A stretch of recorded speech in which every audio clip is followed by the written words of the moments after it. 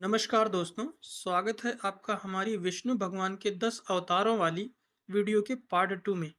इस वीडियो में हम भगवान विष्णु के परशुराम अवतार से लेकर कलयुग के कल्कि अवतार तक विस्तार से चर्चा करेंगे। और आपको किस टॉपिक पर वीडियो चाहिए, कमेंट में बता सकते हैं। तो चलिए वीडियो को शुरू करते हैं।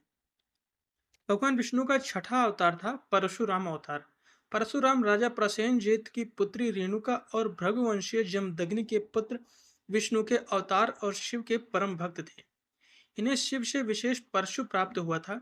इनका नाम तो राम था, किंतु शंकर द्वारा प्रदत्त अमोघ परशु को सदैव धारण किए रहने के कारण ये परशुराम कहलाते थे। विष्णु के 10 अवतारों में से छठा अवतार, जो वामन एवं रामचंद्र के मध्य में गिना जाता है, जमदग्नि के पुत्र होने के कारण ये जामदग्नि भी कहे जाते हैं। उनकी मां जल का कलश लेकर भरने के लिए नदी पर गई। वहां गंधर्व चित्ररथ अप्सराओं के साथ जल क्रीड़ा कर रहा था। उसे देखने में रेणुका इतनी तन्मय हो गई कि जल लाने में विलंब हो गया था। यज्ञ का समय व्यतीत हो गया। उसकी मानसिक स्थिति समझकर परशुराम के पिता जमदग्नि ने क्रोध के आवेश में अपने चारों पुत्रों को उसका वध करने के लिए कहा। परशुराम के अतिरिक्त कोई भी तैयार न हुआ। अतः जमदग्नि ने सबको संज्ञाहीन कर दिया। परशुराम ने पिता की आज्ञा मानकर माता का शीश काट डाला। पिता ने प्रसन्न होकर वर मांगने को कहा तो उन्होंने 4 वरदान मांगे। मां पुनर्जीवित हो जाए, उन्हें मरने की स्मृति न रहे, भाई चेतनायुक्त हो जाए और मैं परमाय हो जाऊं। जमदग्नि ने उन्हें चारों वरदान दे दिए।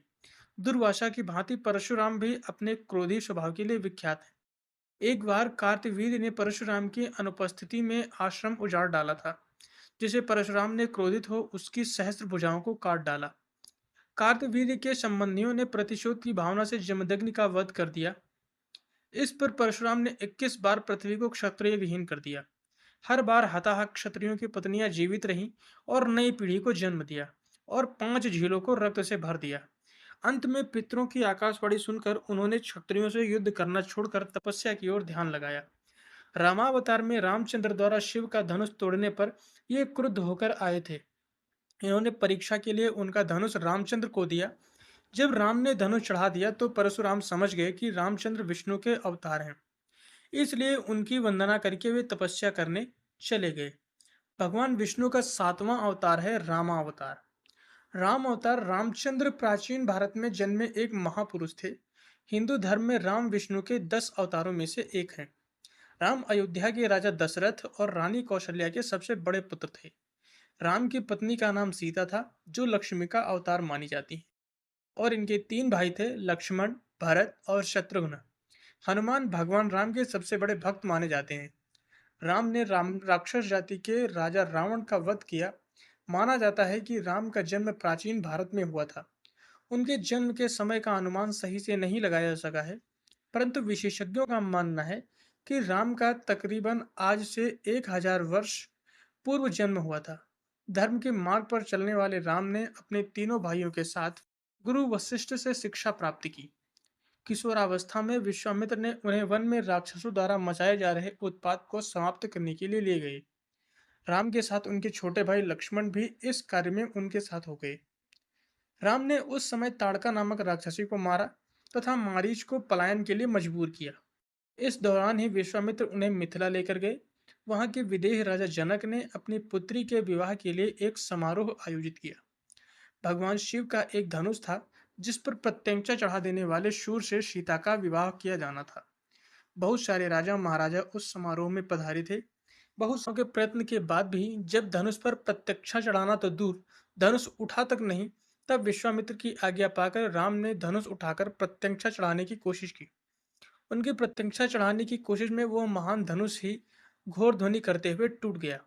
महर्षि परशुराम ने जब वह घोर ध्वनि सुनी तो वो वहां आए और अपने गुरु का धनुष टूटने पर रोष व्यक्त किया। तब राम ने बीच बचाव किया। इस प्रकार सीता का विवाह राम से हुआ और परशुराम सहित समस्त लोगों ने आशीर्वाद दिया। राजा दशरथ वानप्रस्थ की ओर अग्रसर हो रहे थे, अतः उन्होंने राज्यभार राम को सौंपने को सोचा। उस समय राम के अन्य 2 भाई भरत और शत्रुघ्न अपने ननिहाल कैकेयी गए हुए थे।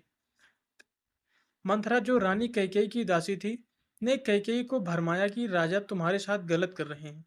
तुम राजा की प्रिय रानी हो, तो तुम्हारी संतान को राजा बनना चाहिए। पर राजा दशरथ राम को राजा बनाना चाहते हैं।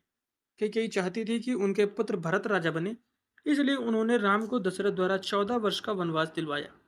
राम ने अपने पिता की आज्ञा का पालन किया। राम की पत्नी सीता और उनके भाई लक्ष्मण भी वनवास गए थे। वनवास के समय रावण ने सीता का हरण किया।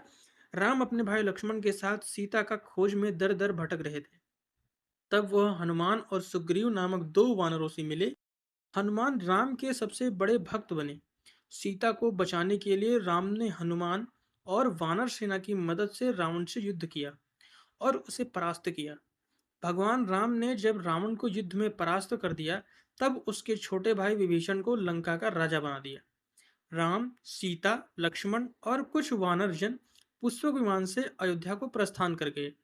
वहां सबसे मिलने के बाद राम और सीता अयोध्या के राजा और रानी का पद स्वीकार किया। भगवान विष्णु का 8वां अवतार है कृष्ण अवतार। भगवान विष्णु ने श्री कृष्ण के रूप में देवकी और वासुदेव के घर में जन्म लिया था।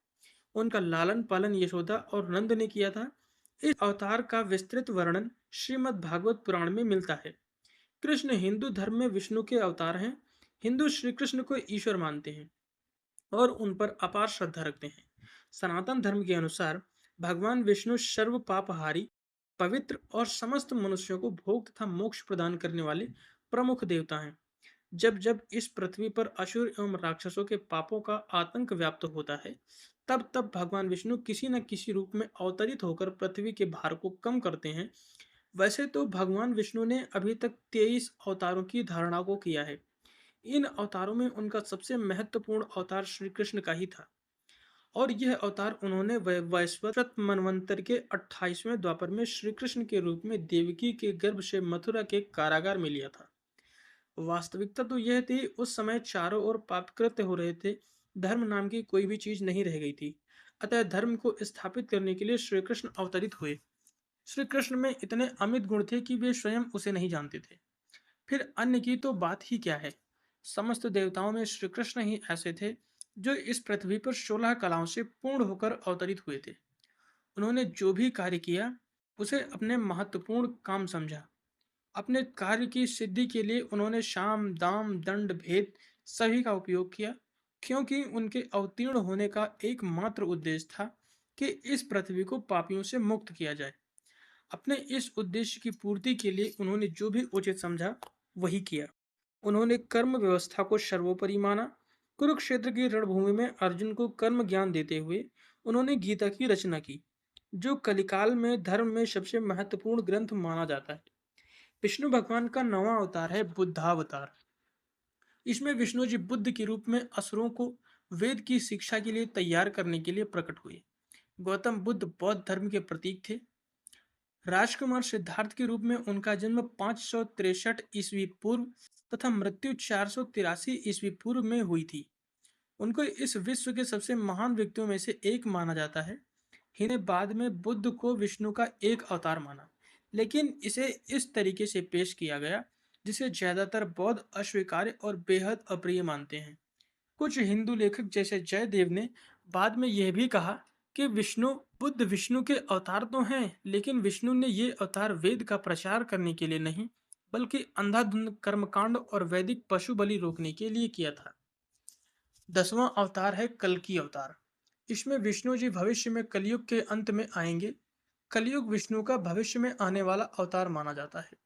पुराण कथाओं के अनुसार कलयुग में पाप की सीमा पार होने पर विश्व में दुष्टों के संहार के लिए कल की अवतार प्रकट होगा। कल की अवतार कलयुग के अंत के लिए होगा। ये विष्णु जी के अवतारों में से एक है। जब कलयुग में लोग धर्म का अनुसरण करना बंद कर देंगे, तब ये अवतार होगा। कल्कि की कथा कल्कि पुराण में आती है। इस पुराण में प्रथम मार्कंडेय जी और शुक्रदेव जी के संवाद का वर्णन है। कलयुग का प्रारंभ हो चुका है, जिसके कारण पृथ्वी देवताओं के साथ विष्णु के सम्मुख जाकर उनसे अवतार की बात कहते हैं। भगवान विष्णु के अंश के रूप में ही संभल गांव में कल्कि भगवान का जन्म होता है। उसके आगे कल्कि भगवान की दैवीय गतिविधियों का सुंदर वर्णन मन को बहुत सुंदर अनुभव कराता है। भगवान कल्कि विवाह के उद्देश्य से श्रृंगल द्वीप जाते हैं, जहां जल क्रीड़ा के दौरान राजकुमारी पद्मावती से परिचय होता है। देवी पद्मिनी का विवाह कल्कि भगवान के साथ ही होगा, अन्य कोई भी उसका पात्र नहीं होगा। प्रयास करने पर वह स्त्री रूप में परिणत हो जाएगा। अंत में कल्कि व पद्मिनी का विवाह संपन्न हुआ और विवाह के पश्चात स्त्रीत्व को प्राप्त हो राजगण पुनः पूर्व रूप में लौट आए। कल्कि भगवान पद्मिनी को साथ लेकर संभल गांव में लौटे। विश्वकर्मा के द्वारा उसका अलौकिक तथा दिव्य नगरी के रूप में निर्माण हुआ। हरिद्वार में कल्कि जी ने मुनियों से मिलकर सूर्य वंश का और भगवान राम का चरित्र वर्णन किया। बाद में शशिध्वज का कल्कि से युद्ध और अपने घर में ले जाने का वर्णन है, जहां वह अपनी प्राण प्रिय पुत्री रमा का विवाह कल्कि भगवान से करते हैं। इसके बाद इसमें नारद जी आगमन, विष्णु यश का नारद जी से मोक्ष विषयक प्रश्न, रुक्मणी व्रत का प्रसंग और अंत में लोक में सतयुग की स्थापना के प्रसंग का वर्णित किया गया है। वो शुक्र देव जी की कथा का गान करते हैं। अंत में दैत्यों के गुरु शुक्राचार्य की पुत्री देवयानी और शर्मिष्ठा की कथा है। इस पुराण में मुनियों द्वारा कथित श्री भगवती गंगा स्तों का वर्णन भी किया गया है। 5 लक्षणों से युक्त यह पुराण संसार का आनंद प्रदान करने वाला है। इसमें साक्षात विष्णु स्वरूप भगवान कल्कि के अत्यंत अद्भुत क्रियाकलापों का सुंदर और प्रभावपूर्ण चित्रण है। दोस्तों, ये रहे भगवान विष्णु के। आपको क्या लगता है कि भगवान का कल्कि रूप का अवतार कब होगा? कमेंट में जरूर बताएं और कमेंट में जय श्री हरि जरूर लिखें। मिलते हैं किसी अन्य ज्ञानवर्धक और पौराणिक रहस्य के साथ। तब तक खुश रहिए, सीखते रहिए।